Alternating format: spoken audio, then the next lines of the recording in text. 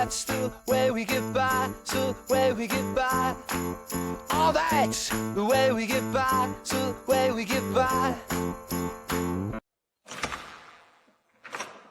Thank you guys for joining us. I'm here with Echelberger.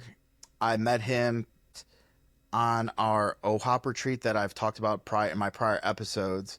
He was actually my chaplain, and for a lot of the military guys that I've talked to and I've been around, chaplains were like a very taboo subject to be around, because especially in the Marine Corps, it was, if you were going to the chaplain, you were either requesting mass, snitching on somebody, or trying to get out of something. So it wasn't a very inviting environment to go to your chaplain in the military from my time frame, and as much as it was for a lot of other guys in the Marine Corps especially. I'm not sure if it was for the Army, but for the Marine Corps, it was a really taboo subject to go to your chaplain and be comfortable with. But meeting Ike on our retreat, with a little bit of a hesitation, because of the title chaplain, I was still burned in my brain.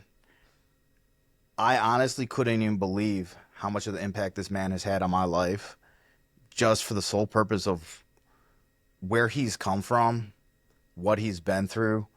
He went from infantry to chaplain, and one of the most downright righteous dudes that I've ever met, that you can actually have a realistic conversation with about faith, guidance, and even to even going further, it was got even deeper, especially for marriage counseling. It was freaking amazing. So, Ike, thanks for coming out, chap. So let's, for the viewers, why don't you give us a little background history of what you did in the Army, where you were, and we can pick it up from there. Okay, I'll give you the short version, right? So I'm an old head, and I joined the military back in 1987. That's an infantry soldier, served from 87 to 93. Some of those pivotal times in my life were Desert Storm, Desert Shield, where I was deployed with the 101st. For those in the Army world, and when I say Rockasons, they're like, oh my gosh, you were one of those dudes. And yes, I was. And so that's my time frame in the military. I did Fort Carson, and did Camel, and did Germany. 2 tours in Germany. I did Baumholder and Hornsfeld. And after that, I got out and had a little break-in service in 93. And then I returned, did some National Guard stuff, but I came active duty in 07. Okay. So a significant break. Yeah. And came in as a Army chaplain at Fort Drum, New York. And what did they do? They put the knuckle-dragging chaplain with a bunch of knuckle-dragging infantry guys, and we went off to Iraq for 15 months. Jeez. And that was one, and then we did Iraq again, and then Afghanistan. So, and I just retired in 23. Yes. So how many years told you do? 25 years, 4 months, and 21 days. Damn. So, what made you transition from being infantry to becoming a chaplain? Okay, that's a very good question. The short answer is when I got back from, well, a couple things happened in my life. My life was spiraling down, and just like other folks in the military, you mentioned something earlier. We were talking about how not wanting to feel pain, and so you self-medicate, right? Yep. And that was my thing. So it started off with my first wife, right? And she ended up getting pregnant and having a baby by someone else.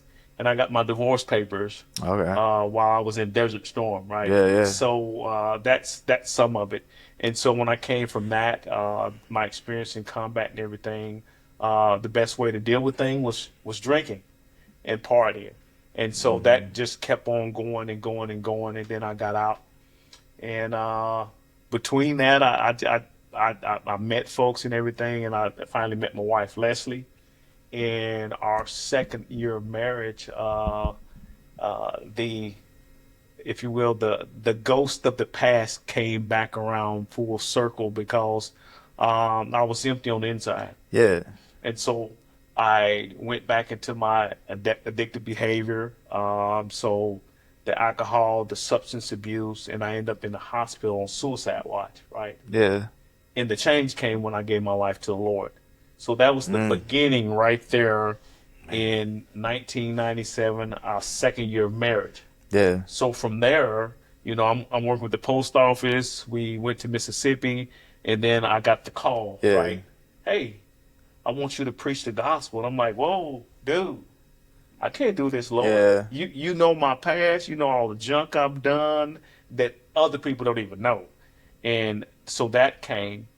And then as I was getting mentored, Yeah. I had folks say, hey, have you thought about education? And I started back school. And then while I was in the Guard, my chaplain said, hey, you ever thought about being a chaplain? I'm like laughing like, Right. nah, I get I'm that. never going back in the military, like active duty, blah, blah, blah. That's what I said. Yeah.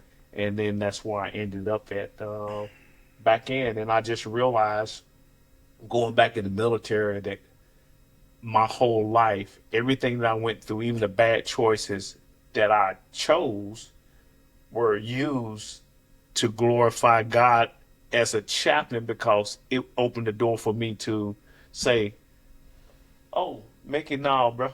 I've been there, done that Yeah. stuff, right? And so that being able to have that connection, Yeah. right? And that connection is a huge thing, especially when it comes to reaching out, especially to other veterans, to be able to have that understanding of been like, I've been there. Because with a lot of the guys that we've helped through other organizations that I've worked with in the past, even when the classes that we've talked about prior about like Wim Hof breathing and ice bath therapy, I've used these tools as, these are the guys that have been there, have done that, have walked that same walk, have been through those troubles and trials and issues that you had to overcome and face and take self accountability for. So what better advocate than someone that has overcome that stuff for someone to open that door for people? Because I've talked about this many a times where it's like when you go into an office or even a therapist office and you see some nerdy dude with a t-shirt on or a shirt and tie on and you get some grunt ranger freaking Marine Corps guy or anything, I'm not going to want to listen to you, what you have to say, because how are you supposed to know what I felt, But to be those first steps in someone's life, to be able to be like, have you ever thought about this? What is your faith like? What do you believe in? And have the guidance from you, from someone that has been in the infantry, someone that has walked through the same shoes they have, someone that has overcome and done the steps that they have done in their life. And you've seen it and lived it, and that's the same for a lot of us. And I feel like that's like we're the gatekeepers for a lot of people in this world to get that next step of help. Because I could tell you freaking back in 2010 and going through the hospitals, I would have never taken advice from any of my doctors the way they approached it and the way they offered the help, on the sole purpose of is like, you don't know what I've dealt with, you don't know what I've been through. But having that opportunity to have someone make those connections for me was the key to the gate, to the point where I was able to open up, do that. And then now it's like, I don't care who you are and what walk of life you are. If you got some knowledge to share with me, I'm taking it. I'm literally grasping onto it and try to better myself, better my family, better any direction that I'm going. And by having that mentality and being able to walk that life, it is very humbling and loving to be able to see all these chaplains that have been through stuff. Well, and it's amazing that when I was able to go back to Fort Campbell as a brigade chaplain, and I was able to deploy to Afghanistan, I remember one picture we took, and it's 3 chaplains with combat infantry badges, right? And so what that speaks is we're trigger pullers. We pull the trigger, and then as a chaplain, I've been there when folks when they died. I've been there to be able to comfort and lay in the mud and the dirt and the blood and the guts and everything with folks and everything. And so even when we came back, you made a great point. When we came back, the battalion commanders like, hey, I got these military family life consultants. We want to talk. Yeah. I had, my first sergeant and platoon sergeants come to me. He's like, hey, get them get them away from me. They don't know nothing. I don't want to talk to them. If I'm going to talk to somebody, I'm going to talk to you, right? But previously, until they knew where I came from, right, and build a relationship, they didn't talk to me. But I'm pretty transparent to share where I've been. It's my story. It's where I went, right? It's where I've been through, and that way I'm able to. I'm not looking at you crazy. No, you're good. If you drinking, if you drugging and everything, I'm not looking at you crazy because I've been there and done that. But what I see in each individual that I see the imprint of God's hand on their lives, so I can see past that smoke and screen and look at the real person and everything and stuff, and be able to walk them and says, hey, you have the potential to be who God calls you to be and walk in his purpose.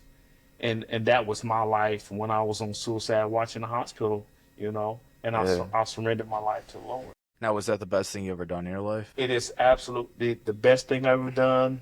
The second best was to marry my wife. And then after that, it's the children I have. Your wife wouldn't have found you if you didn't find your way, man. I would have been through another divorce, right? Yeah. And I'd probably been some dude that was in a little sports car by myself, right? Yeah. A old dude with this young chick or something, right? Because I'm just not living God's purpose. Yeah.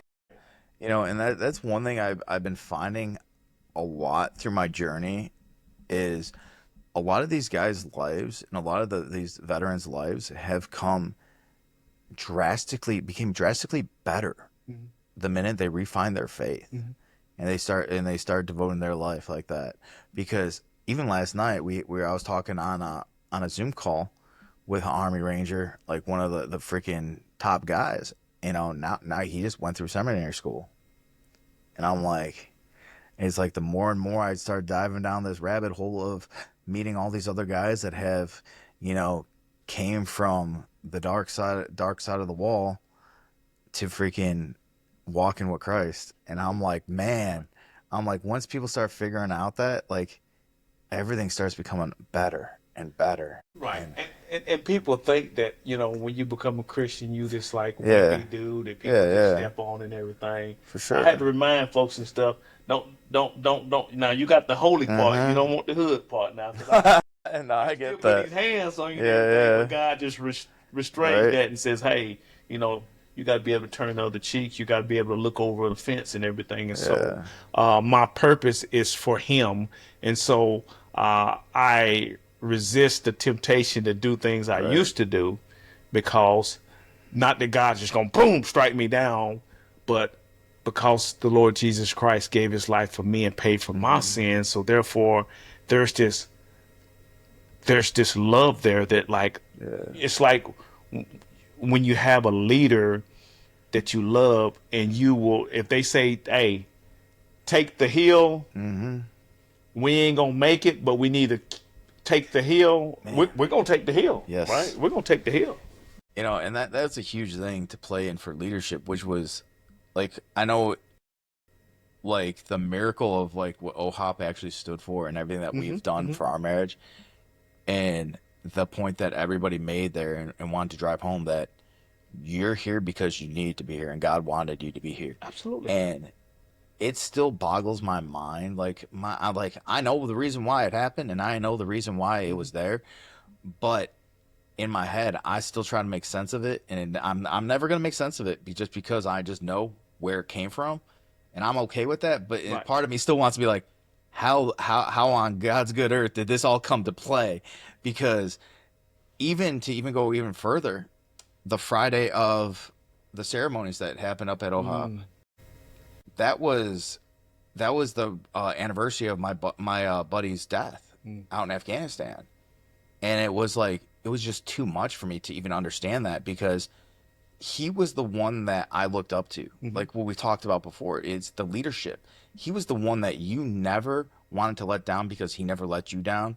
Not because you didn't want to let him down because you're going to afraid to get your ass chewed by a freaking sergeant and be afraid of that. But he was such a good man and a good Marine. He actually cared about growth, not for his rank, but he cared to watch these young men grow into better humans. And that was a huge thing that stuck with me for the rest of my life, from being a kid that grew up on the south side of Chicago with zero guidance, and getting lumped in and profiled by by my high school a lot. Because even I've talked about this with one of my buddies the other day, was how it baffles me, because I grew up on the south side of Chicago, so lumped in with a bunch of gang members. I grew up a mile away from the housing projects, and I always got lumped in with the kids that didn't care, or they were just chalked up as gang members that just really didn't care about school. So you didn't try, you were lazy, you didn't care, But one thing and then I ended up believing that at one point, because I was like, I busted my ass. No matter how hard I tried, I didn't get good grades. I didn't get great grades at all. And I was like, well, then I guess I'm just going to live up to what everybody tells me to do. Do it. But it was really bad, because I didn't find out until my early 30s that I was dyslexic. And I went undiagnosed for all these years. So, and it was just because my teachers didn't care, and they just assumed that I was just another kid from freaking the south side that didn't give a shit, So they just, if you weren't an honor roll student, they didn't put interest in you. Right. So it was just really bad. And then it was like the minute I found my tools and I found what to use, because one of my buddies was like, dude, I was like, I'm dyslexic too, dude. He's like, I notice a lot in you. And he's like, did you ever get tested? And I'm like, no. I was just like, I just sucked at school. I just assumed I sucked at school. And then until we started doing things and learning things, it was huge, because I mean, I've passed my medical courses, and it was like flying colors. And I was like, man, this is what it's like to know how to do things in the right way. Right. It was just insane. But that lack of guidance and the lack of leadership was it's scary to see a lot of these young men, especially going into the military, that don't have that guidance and don't have that type of leadership. Because even when we went on the retreat, on all the retreats, and I'm sure you see many more of it, that a lot of these people had never had proper guidance, never had proper love. Because even me and my wife still talk about to this day, that was probably the first time that we actually felt true unconditional love, was stepping foot in Alaska. Well, and you mentioned that leadership and everything, and that's what we have from Franklin Graham to Will Graham on the other side. But for Edward, because they've been there and done that, I mean, he special operation ranger dude and everything, and so selecting the staff and the chaplain, God places those in that place where they showing you unconditional love, saying that we love you right where you are. God loves you where you are. God ain't gonna leave you where you are. Yeah. You're gonna grow in everything, and so that's why I love it's Operation Heal Our Patriots, right? And so, in order to have someone to be able to work with and to be able to help assist healing our patriots, you have to be healed yourself. Oh, for right? sure. Yeah. And so that's the wonderful thing when you guys come up to Alaska, and folks from Marines and Army and all the military services. Sorry, Space Force. I'm just we ain't even gonna talk about that, right? But to be able to sit down in the specific, not just the chaplains. That's a wonderful part, but the love that the staff does, from making your beds to like knowing your name when you step off the plane, to praying over your cabins when you're going out, to just catering and showing you that, hey, you are loved, you are valuable, you have all the worth in the world. You're priceless, right? Yeah, for sure. And that's what we do. That's what we do. It's still like confuses me just in general, because it's like how much thought goes into everything. Right. Every aspect of that retreat. How much preparation and thought goes into even picking the staff. It was like, absolutely. It was almost like to the point where in my head is like, y'all were just cut out of a cookie cutter out of some fairy tale book. How beautiful and like how perfect it was. Like it was almost like the too good to be true experience, where it was like, I was like, I'm waiting for it. And it's like, I know. And it's like, and it's so good, because it's like, y'all are like so real about everything on there, but you have the guidance and actually the leadership skills to actually navigate these tough situations with everybody, right. and everybody, and you leave there, and it's just it was seriously life changing. It's a God thing. So Yeah. just like you were there, the perfect Yeah. weekend, the perfect time, the perfect anniversary. Yeah. Well, I can back up and everything. I had other plans for my life and for our lives after we retired from the military. Yeah. But who knew that I would be working with Louise Onda when we were chaplains together at the 101st. We were chaplain together at Fort Leonard Wood, Missouri. We were in Afghanistan together. Yeah. And I was literally his boss. And then now he ended up being my boss. And here we are in Alaska ministering together like we did in Afghanistan. That's beautiful, though. That's beautiful. It's beautiful, but it's a God. Yeah. It's a God set thing. So what that's telling me is that God understands where we are. He already know where we're going. Yeah. And to be able to trust him through the process, right? To enjoy the journey, right? Oh, yeah. You're not going to get everything healed. My wife and I, Leslie, been together 30 years, Yeah. right? We still have issues. Oh, yeah. We still have arguments, right? But this is the thing. We are not where we were 10 years ago or 20 years ago, right? Yeah. We're continuing to grow in our faith with the Lord and trust in him and doing the right thing. You mentioned this, doing the right thing no matter what I think, feel, or the end results. I'm going to do the right thing according to what that books tell me, the Bible tells me. And then if she don't do the right thing, then I'm going to trust God that, he going to spank his daughter or he going to bust me in the head when I don't do what's right. No, right? I get that. I get that 100%. Yeah. So, and appreciate you when you talk about leadership. It's not only us, but we're setting an example like Christ washed feet. And he says, okay, I'm your Lord. You call me your Lord. Yes, I am. I wash your feet. You should be able to wash each other's feet. Right. And that's a difficult thing to do. Oh, yeah. Right? Yeah. And you talked about a great leader that you would do anything for, right?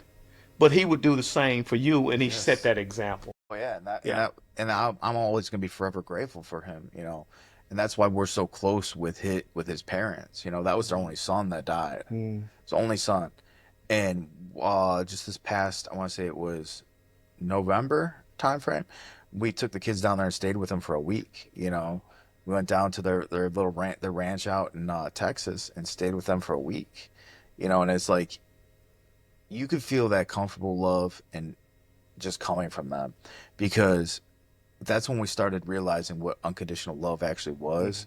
Because when me and my wife would stay at like some friends' houses, it was like we're just usually sometimes uncomfortable at people's houses and be like, either you got to put on a show, fake it, or just be on your extreme best behavior, don't move anything. It was like we went to their house, and man, like I was like apprehensive because I'm like, oh, we never stayed there before, whatever. Late at night, I'm tired. We're driving like late in the night, and I'm like, man, I just want to get to bed. I'm like, can we just go to a hotel or something like that? My wife's like, no, we'll be fine. And I'm like, all right. We get there, and it's just, you felt at home. Like, I didn't have trouble sleeping, didn't have trouble doing anything. It was like, you just felt the love they had to give. And they knew that they're like, because every time that she tells me, she's like, every time she gets to hug one of the guys that served with him, she gets to hug her son again. And that's the thing that, like, I mean, despite she always cut the onions for me and make me tear up all the damn time. But I mean, that love that they have for his brothers that he served with, it's the love that I felt, same thing I felt up when we were up at OHA, and it was just beautiful. And the fact that you guys, I don't know, I know God, it's all gonna be thrown up to the big man, that the fact that who gets chosen for these jobs. Because even when we did the Operation Christmas Child, freaking, I was like, man, I'm gonna meet our new chaplain for the first time. I'm like, how can he even be compared to the ones I had up there? I'm like, there's no way this guy's gonna freaking be as cool as they were. And I'm like, guess I was wrong. Because I was like, and then he goes, oh, it's artillery. And then I'm like, artillery. I'm like, that's my man, dude. I'm like, I'm gun bunny, dude. And me and him started just jiving right away. And I was like, man, I was like, you did it again. I look up and I'm like, you did it again. And I was like, it's like knocked away by all of you guys that work for that organization. It is the God that sees us and everything. And you mentioned something, Mickey, about the unconditional love we have for our brothers and sisters in the arms. Operation Heal Our Patriots being a couples ministry, that's the emphasis also. When you surrender your life to Lord and give your life to the Lord, then he's going to love you unconditionally, and then tell the husband, okay, I need you to love your wife like I love you, and wife, I need you to respect your husband, right? And so with that, we want to do that same thing with the families. We want to show the love with our spouse, with each other, so then the next generation, the legacy, the kids would be like, wow, okay, my parents know they got their issues. They argue and everything, but man, they're staying together. They're working through it, and this is something new, and that's what we encourage there, as far as the marriage, and to get plugged in, right? Get plugged into a local church, a body of believers, so that you have that support, right? Because there's always going to be some vets there. There's going to be somebody that's been there and done that, but then someone is going to call Mickey and Ike on their jump, hey, bro, Ike, you've been a knucklehead, bro, right? We got to have that accountability for each other, right?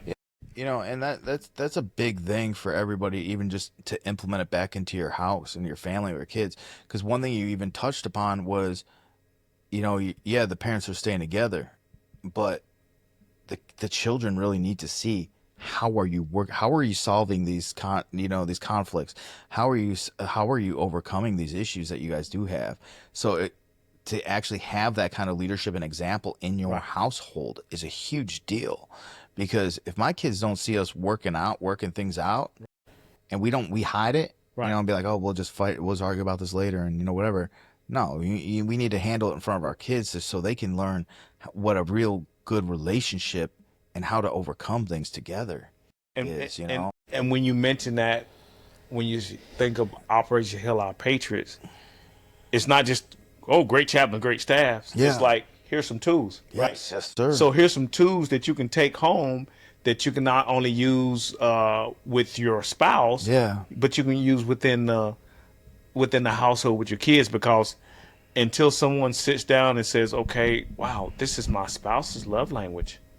Okay, well, I'm gonna start speaking that love language. Okay, ooh, I got this speaker listener technique now. I can't overshadow her with my voice, or I need to stop and listen and repeat back what she says. Like, whoa, these freaking tools are actually, where these tools been all my life. That's the thing is, some of those tools were introduced to us in the Marine Corps from our family readiness officer, but needless to say, you sat through a course with her, you got a day off. Did anybody really care what she had to say? No, not really, because we know what everybody just wanted to just go through the motions, get out, and actually understand it. But having someone touch your heart, your freaking heart, and actually show you these things, and it's like, once you start learning little things like that and how to navigate that, it's almost like a cheat code. If it almost feels like it's cheating, because if you know the apology language or the love language, it's like, I just have to, this is like the gate key to being like, you're doing everything else and saying, oh, I said sorry though, but that wasn't good enough. That's not how you do it. It was like, but I said sorry. I meant it. I was sorry. I'm never going to do it again. But once you start knowing those little languages and how they perceive it and accept it, it's like, I almost feel like I'm cheating on this thing, because it's like, I'm going to let her know what she needs to hear based on her values and what she needs to hear in her heart, so she can be fulfilled. And then to me, it's like, I feel like after fighting all those years with things like that, of just being like, but I said sorry. It doesn't mean you're really, she didn't perceive it in the way that she needed to hear it, and the same goes for me. And I just feel like it's like almost like a cheat code to the point where it's like, but that's how it really that's how it needed to be from the beginning. It's that validation too. In your organization, they talked about the suicide and what leads to that. It's that validation that says our relationship is important, right? I'm hearing you, that you're going through pain, and we're going to talk through this, right? And so with that, I want to validate you. I want to let you know that you have worth. I want to let you know that you're not helpless. I'm here to help you, right? And so, and that's some of the tools that's given. I want to say there was a acronym for the 5 H's, and it was, in the moment, do you want to be heard? Do you want to be held? Do you want to be hugged? I'm trying to think of the other one. And then the other one. The 5 probably, do you want to catch hell? No, it was something else. But the last one was, you could take your mind for that one. You could turn the dirty head on that one and be like, do you want to be that? To just freaking to be actually have the communication and boundaries to being like, what do you need from me? Because like we've talked about before about, we always just want to fix problems, right? But sometimes you don't need to fix that problem. No, just need to listen. You need to be heard. And the person is heard. A lot of times, it's so much about validation and everything. If someone's looking at their phone, if someone talking over you, they're not really hearing you. No. And you don't have to agree with me, but when I'm talking with you and you're like, oh, so this, and I'm like, yeah. So now my guards are going down because you're hearing me and you're understanding me, even though you don't agree with it. Yeah. You're understanding what I'm just saying, and you're validating me. And all those tools, I never realized even just how much they could be applied to our children too. Absolutely. Because when I look at my kids and they start talking to me, I'll be like, I'll like literally just pause and just think about it. Where it's like, okay, are they trying to be heard, or do they want me to answer it for them? And then just being able to have that kind of tool, because 90% of the military, it was, you're just waiting to talk next. You're waiting to respond. Right, You're waiting to handle that. And it's to the point where you're just trained like that, to the point where you just need to fire something off because, they yell something to you and be like, oh, you need to have that answer right away. Or what, you want to appease your higher ups to just be like, I know the answer. Got it. Go. Good. You're always waiting to talk instead of actually actively listening. And that skill gets lost. It does, and I know Leslie and I have this code and stuff. Sometimes I'll look over my glasses at her because she's just talking because I'm a fixer. Yeah. But then she'll look at me and recognize the look, and she's like, "Oh, I'm just venting. I don't need you to fix it." Okay. I'm still listening. That's beautiful, though. That's beautiful. Yeah, but it's the fact that she could be so blunt about that and just turn it on and be like, I don't need you to fix this. Right. I just need you to. And that is so helpful. Yeah. But that's years. Yeah, like I said, yeah, for sure. 10 years ago, we weren't doing this, bro. It was like, well, I'm going to fix it, and this is what the Word of God says. And she's like, well, I know what the Word of God say. Then the next week, she'd be like, hey, blah, blah, blah. And I'm like, I'm not saying nothing. She's like, well, you're not going to, like, talk with me? Like, no, last week, I'm not getting caught in that. And then, so we came to distinguish one of the tools is like, okay, I need to know that you're venting. So when she let me know she's venting, that don't mean I still listen. Yeah. I still stay engaged, but I don't have to think of something to fix it because she don't want me to fix it, right? And I got to be okay with that. Yeah. That I don't have to fix it. Like the military, you're problem solving. You got to fix it. You got to come up with some course of action to get this thing resolved. Oh yeah. And the wife or the kids may be like, Dad, I just need you to listen to me. I don't need your wisdom right now. And then for sure. Yeah. That's a huge thing. And where do you think a lot of people's faith get lost in the military? I think it's lost a couple things. Before the military, you have a lot of folks that they experience fake religious folks or folks that's phonies, right? Yes. But then you get to a location. We understand when we go to combat, I don't have this protective shield over me because when it's my time to die, if I'm sitting here and it's my time to die, I'm gonna die, right? Yeah.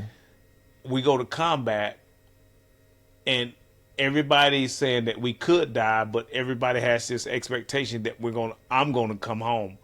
Well, that's not necessarily. So when someone is a single guy that's been living like doo-doo, right, life, and then there's this Christian guy that's been talking to him, and I've seen this, and they die, it's like, well, where's God at? And it's like, well, this dude was good with God, and God says, okay, this is it. It was his time and everything. And so they lose faith because they see the sinfulness of humanity, right, and see all the junk that happens, and like, well, it can't be no God to allow all this stuff to happen. Well, mankind, since Cain and Abel in the beginning, have been killing each other because of the sin. But this is what's so great about for God so loved the world that he gave his only begotten son, that Yeah. whosoever believe in him shall not perish but have eternal life. So Jesus like, okay, y'all tore it from the flow up. I know this. Yeah. And the wages of sin is death, but the gift of God is eternal life through Christ Jesus. I'm going to take the punishment Yeah. on my back. I'm going to die for you. And then that resurrection came, and now our faith is in Christ Jesus, where he's like, I got you, Ike. Your sins are forgiven. But that don't mean you keep going doing the same old thing now. Yeah. You have to, if you love me, you'll keep my commandments. And it's a love thing. sure, It's not this obligation like, if you don't do this, you're going to get smacked in the head. Well, usually, like we tell our kids, if you do that, you may get hurt, right? So you don't want to do that, right? And that's what God is saying. Yeah, you don't want to do that. So... and that's like what you said earlier. What you just said is, like for me, it was my religious background was more or less tradition. Mm-hmm. Yeah. It wasn't an understanding. It was you were just doing this because you respect your grandma, whatever. And even in boot camp, I ended up becoming the prayer leader because of my background. I was a peer minister. I was a Eucharistic minister for the Catholic Church.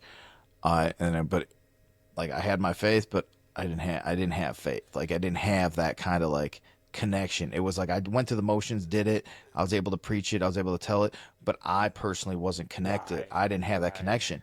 And even after I was injured, I still remember when I was injured, and you had a bunch of veteran or wounded warriors freaking drugged up out of their minds, and then you have a chaplain coming in trying to talk to us. And I'm like looking at this guy like he's crazy. I'm like, why are you even trying to talk to me right now, dude? And it's like, yes, I understand that. And maybe if I was more of a perceivable person at the time to accept it, but no way I would have been able to have that with that right mindset, the mindset I just went through. Right. And that was hard for me. And even after when we got out and we had our kids, we still tried to go to the church, the Catholic church that we went to, and I'm not knocking anybody's, religion, faith, and following Christ, but that wasn't our connection.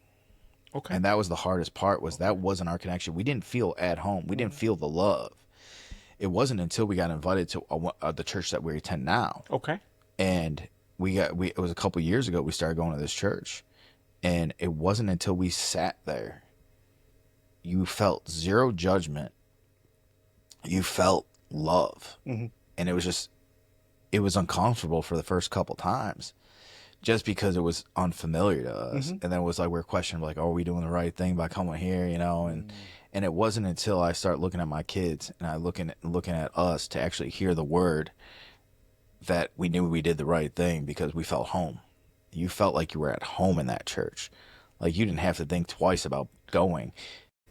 Well, I'm going to tell you, you said something profound, Mick. I went to church. I grew up in a tradition, but I went to chapel in the military and basic training because one thing, it got me away from them dadgum drill sergeants. Yeah. Number two, I didn't have to double time on Sunday. And number three, the church lady she had some sweets. She would sneak us some sweets and everything, right? Yeah. But what I didn't realize is in the middle of that, God was planting seeds, right? He was like planting seeds. And so I can follow my faith journey back there where I saw God's hand. Yeah. And it wasn't until I was in that hospital that I just remembered all those times that God sent someone when I was jacked up, when I was in the hospital, when I, so many things I messed up.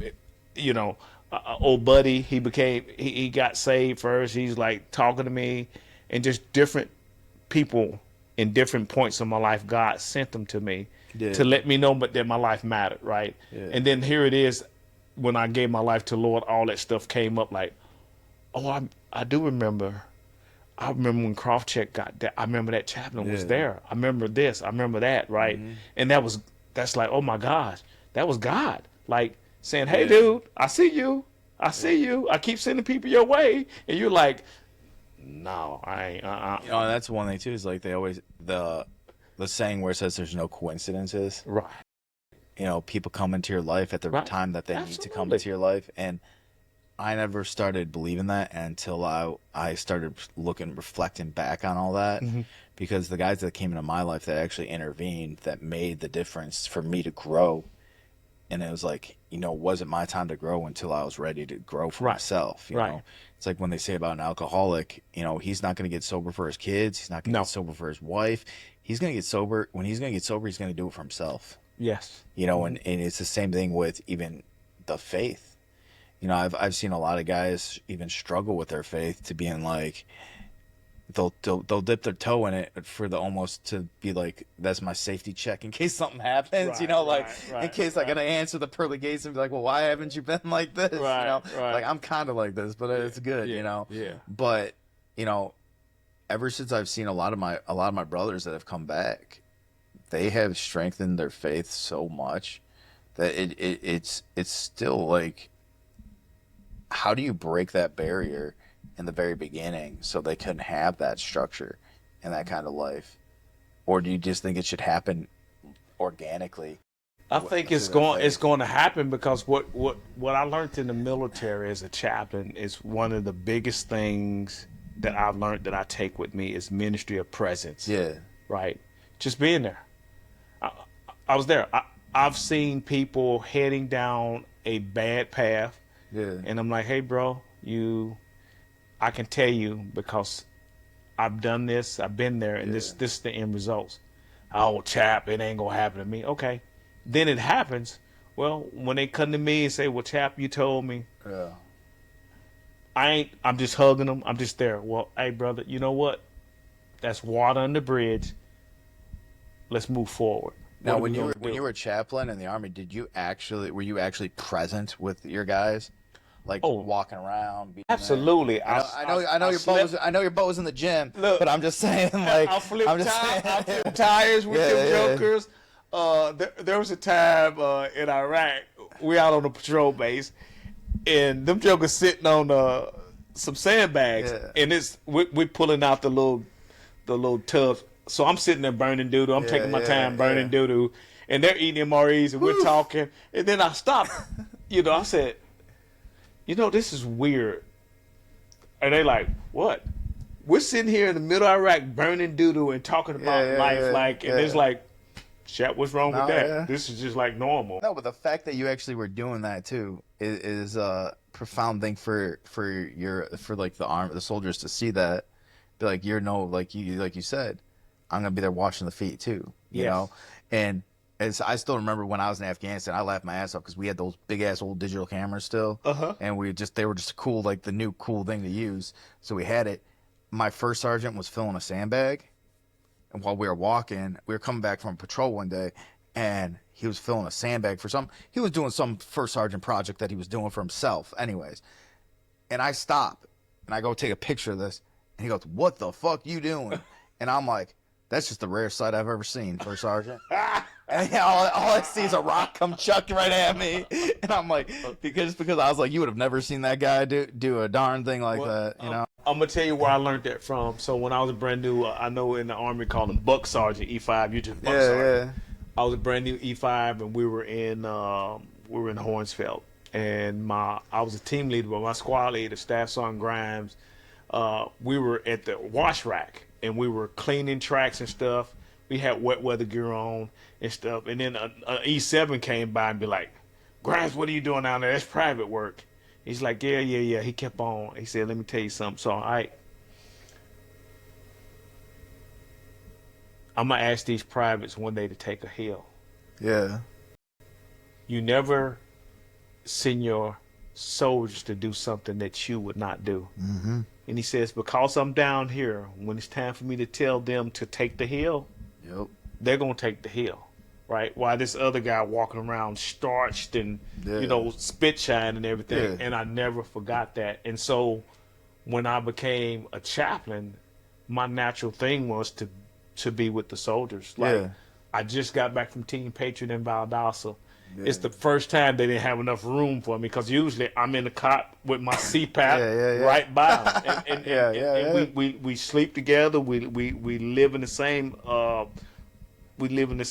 spot, and that's where real life happens. And that's that ministry of presence where when people are talking, right, about good, bad, and ugly, you know. Sure. So yeah, You know, yeah, and that's a huge thing for, especially being a chaplain too, because my chaplain in the Marine Corps and all the other chaplains I've ever met in the Marine Corps, the Navy chaplains that we had, you never saw them.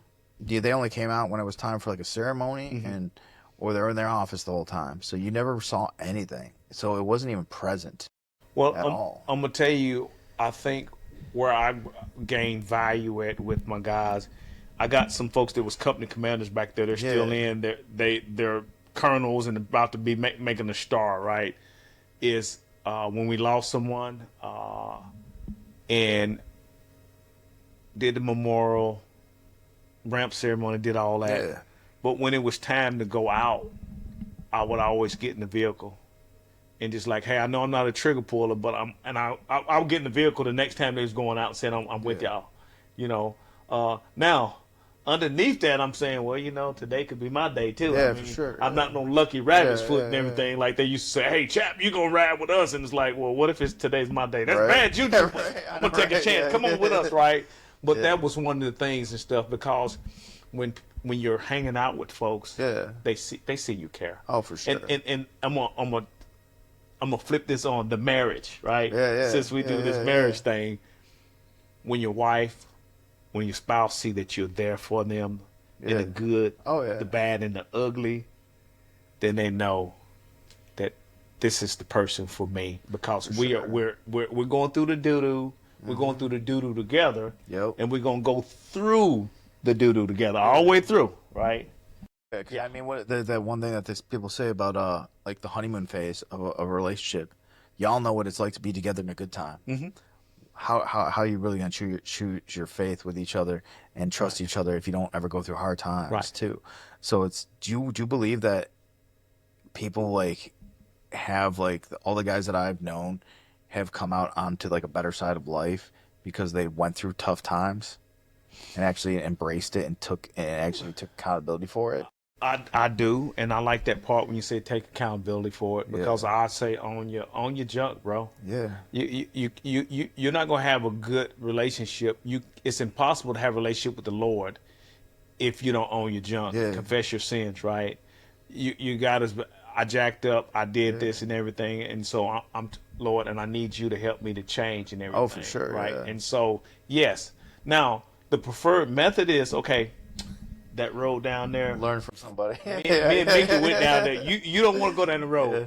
Oh, that was back in the 90s and the 80s. It's different now. Right. And then they go down that road. They come back, blew the hell up like, well, man, it's still the same. It's a disaster, you know? right?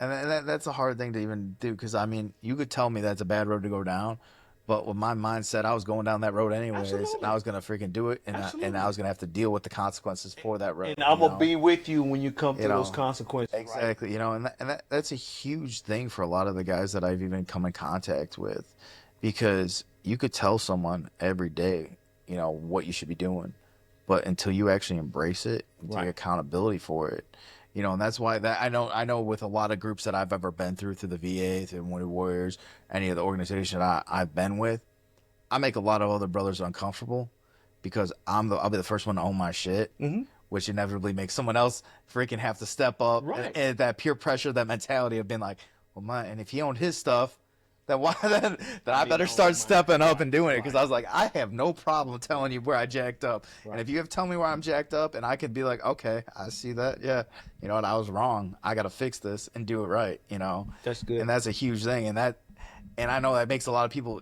uncomfortable because they're like, oh, it's so much easier not to take accountability for your actions, but if he's doing it all the damn time, then why can't I? That's beautiful, and that's part of what you was talking about earlier of good leadership. Yeah. You want to set the example. The husbands are to set the example for the wife and the children and set the example and be the foot washer, right? Yeah. And they're like, well, man, daddy owning his stuff, daddy doing this. I said foot washers.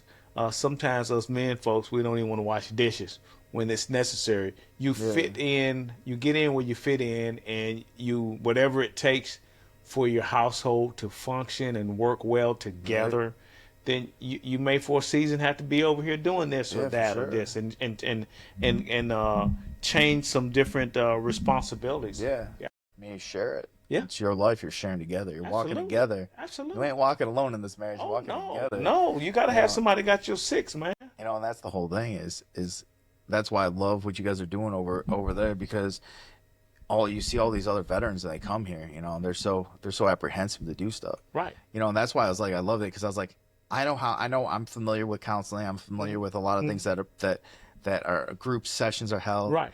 And even when that was like when the first day, everybody's getting all awkward and quiet, and I'm like, screw it. Every time I'm like, let's go.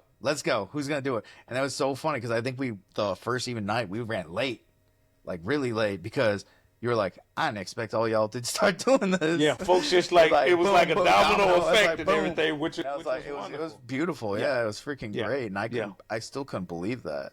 And you know, even everything they do, even beyond that, with like Team Patriot, man. Right. I get butthurt every time I get an email that I can't make. Yeah. Because I look Yeah. at my wife and can we Dude, make this work? Can we make this work? I I'm like, there's love- gonna be times, but I'm like, man, I get butthurt.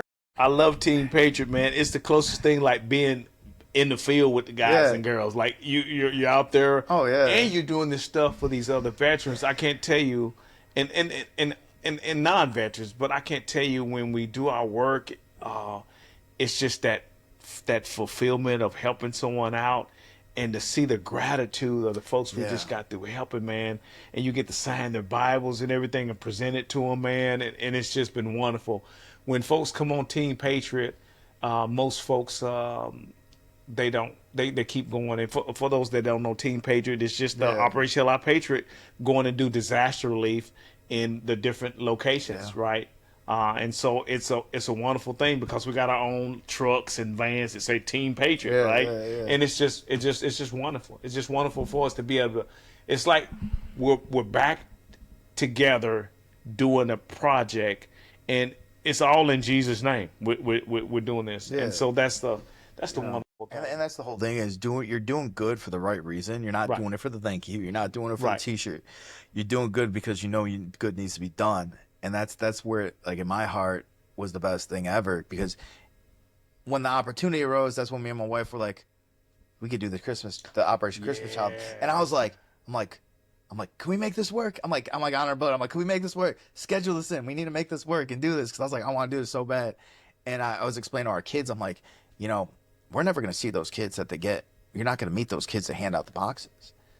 But knowing that you're doing that good, and you're never going to, I'm like, that's why I was telling my kids when we have like the giving trees in our town. Right. I'm like, those are the best things in the world for us, because you never get to see that. You never get to see them open it. You never get to do Right. it. But in your heart, you know that you've done good. But the crazy thing You is, made it good. you shared the Yeah. story where God showed Yes. you where one of those Christmas boxes Yep. end up man. going to somebody, Dude, right? Dude, that if that didn't give anybody goosebumps, I'm like, something must be wrong with you. But he like literally came up. I was talking to him, and he was a doctor from Michigan, and he was, you know, packing up boxes and stuff, and literally came up, and I started, you know, just talking to him, and you know, he wanted to hear my story of where, you know, how we came here and what are we doing here. And I told him, and you know, he showed me. He's like, well, you know, I received a box when I was 5, you know, and that's why it made me want to come to America and become a doctor and do well, you know. And he's really involved with his church, and he does really good in this world. And I'm like, dude, that's freaking beautiful. That fact that simple present impacted his life, the rest of his life. Yes. To do good in life. Yes. And I mean, if that doesn't tell you what, you know. And that's God confirming Yeah, you, exactly. saying, Mickey, you are where you're supposed to be. Right. Yeah, at the right time to hear this, right? The fact is that how much goes into that, because it was like those boxes were getting loaded up that night. There's planes waiting on those boxes to go, and I'm like, you think about things, and it's like how much goes into that, and how big of an impact that made, life-changing impacts for Absolutely. people. Absolutely. And you look at, you know, everything that this organization has created, and it's like, man, it's beyond belief until you do it, because it's freaking beautiful, and you just feel it and love it, you know, and that's why it makes people want to do more of it, because that's what it's all about, though, is sharing the love, sharing God's love, and actually putting forth the effort to do it. But I will say one thing about this, though. I could tell the difference between the military workers during if you guys get a chance to do it with OHOP veterans. yeah. I'll tell you, none of these guys, none of these women, anybody that was with the OHOP veteran crew, they crank them out like they're still in the damn military. I'll tell you that much. Because me and Josh from our retreat that we went on, me and him got in charge of taping and boxing and inspecting. Oh my God! So we were freaking.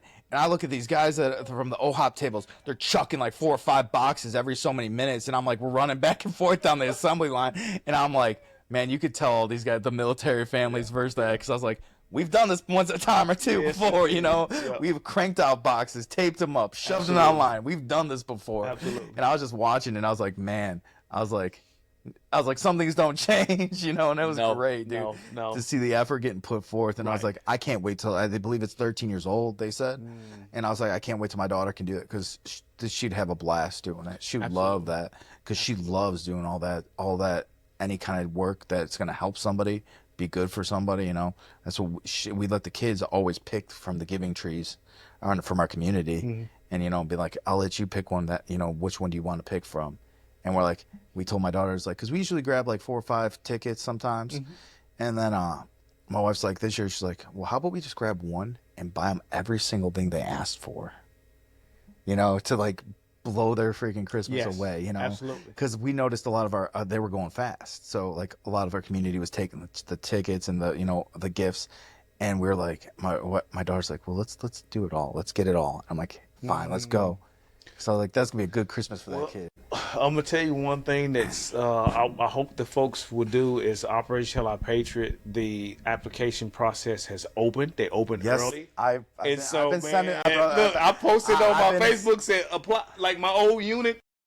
I've been sending it out to all my buddies. It's some guys that I know would benefit. I mean, I can think of a guy that he didn't. Okay, once a chap, you're chap for life. I got about 4 years ago, and I mean, we was in Iraq together in 2007. I get this random message on Facebook saying, hey, chap, I remember that night I went and I killed my first person, and you were there to talk with me and everything. I got my CIB, blah, blah, blah, blah. And you said some things to me that night that I didn't understand then, but I thank you for them now. And man, that just like, you know, the onion peeling and stuff. I'm like, man, that was 2007, man. And this guy, like, it was like in 21 that he sent me that note, right? Like, that, like, he remembers, right? So that's what Operation Heal Our Patriots does, right? The shoe boxes, all this that's under the umbrella of Samaritan's Purse, it makes an impact that we may not see on this side, or we may hear a testimony or two of what it does. But I would encourage all that can to go ahead and apply, because when it's their year, they're going to go. I know some people, they apply like 7 years in a row. It's like, man, this is, and then they're there when they need to be there. And some people apply for the first time. They need to believe it. They need to trust it. They need to trust it. And I know, it's hard to trust before you actually go through it. But, you know, and I just know that this organization and OHOP would have benefited a lot of the veterans that I deployed with, because I just recently talked to one of my guys like last week, and I was trying to get him to go on a hunting trip that my buddy had planned out, and he's like, I need another veteran. I'm like, well, I'll find someone for you. And he's with his wife, you know, this is what they're doing. And I'm like, all these guys I've deployed with, they're divorced, separated, and I'm like thinking about, man, could have just saved one more. Could just save one more. Right. So it's like all these guys that I've been talking to, I'm like, they're still married and their families. I'm like, I'm sending the application process. I'm like, dude, you need to go. Absolutely. I'm like, you need to check this out. You need to go, because even if you're not there with Walking with Christ yet, you know, do it. Just do it. I'm like, just get there and see what happens. And you'll be good. You know? A seed will be planted, and it may not. That seed may not come up till later on down the line, but just being able to do that and everything and stuff. So, but brother, we are at the top of the hour. Okay. If you can leave any veterans or anybody that is interested in this organization with one piece of advice, what would you give them? Ooh, the biggest thing that I've done was surrender my life to the Lord. and everything else start falling in line there. Not saying everything went smooth and still don't go through rough times. Yeah. But when I went to Iraq the first time, our son, our youngest Elijah, was going through VBS, and Joshua 1:9 says, "Have I not commanded you? Be strong and courageous. Do not tremble. Do not be afraid, for the Lord your God is with you wherever you go." And that carried me through all my deployments, right? And so what I would say is that surrender to God, he will never leave you nor forsake you.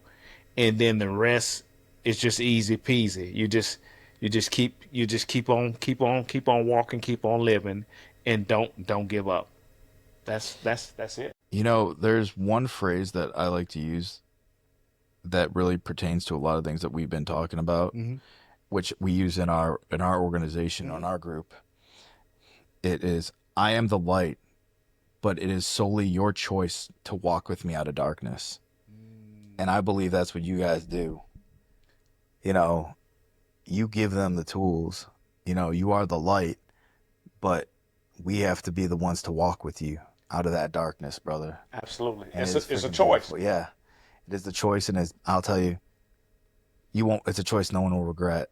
You know? Well, it's so many testimonies. It's so many yeah. testimonies that you can't deny. Like, all these people's lives were changed. Are you for real?